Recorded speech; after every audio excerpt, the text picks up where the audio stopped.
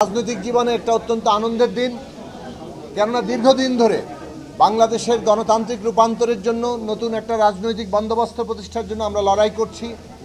বিশেষভাবে আমরা বলবো 2014 সালের যে তামাশাপূর্ণ নির্বাচন হয়েছিল, নির্বাচনের আগেই যেখানে 153 জনকে নির্বাচিত ঘোষণা করে তারা সরকার গঠনের সংখ্যাগরিষ্ঠতা নিয়ে নিয়েছিল, এইরকম তামাশা পৃথিবীর ইতিহাসে দেখা যায়নি।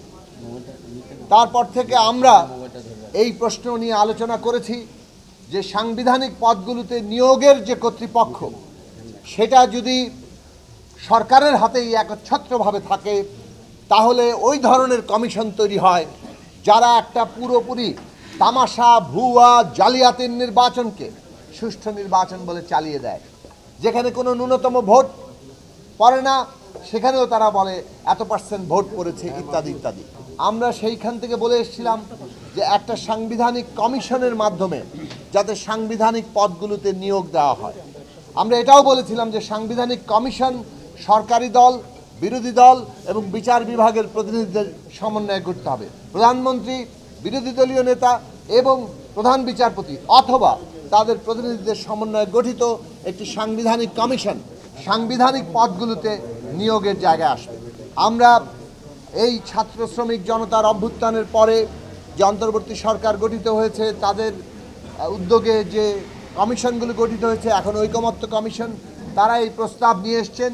এই প্রস্তাবকে তারা গ্রহণ করেছেন এবং এটার নাম দিয়েছেন ন্যাশনাল কনস্টিটিউশনাল কমিশন কিংবা জাতীয় সাংবিধানিক কাউন্সিল। এই জাতীয় সাংবিধানিক কাউন্সিলের মাধ্যমে সাংবিধানিক এবং সংবিধিবদ্ধ প্রতিষ্ঠানগুলোতে নিয়োগের কথা তারা বলেছেন। আমরা বলেছি প্রথমত এই নীতিগতভাবে আমরা একমত যে এই সাংবিধানিক কমিশনের মাধ্যমেই নিয়োগ হতে হবে। 2 নম্বর হচ্ছে সাংবিধানিক কমিশনের গঠন কি হবে, সেটা নিয়ে আলাপ আলোচনা এখনও চলছে।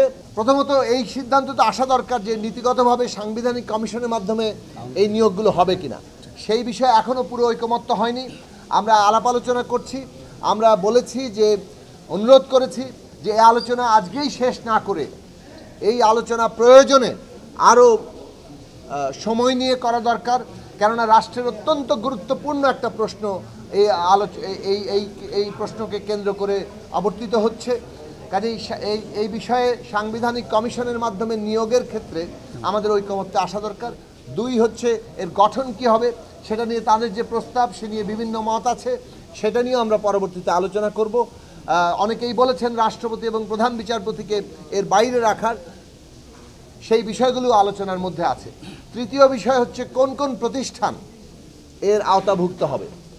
সেক্ষেত্রে নির্বাচন কমিশন, দুর্নীতি দমন কমিশন, পাবলিক সার্ভিস কমিশন, যেখানে আমাদের রাষ্ট্রের কর্মকর্তাদের নিয়োগ হয় সেইটাই পুরোপুরি দলীয়কৃত হয়ে পড়ে, মানবাধিকার কমিশন এবং অডিটর জেনারেলের পদ।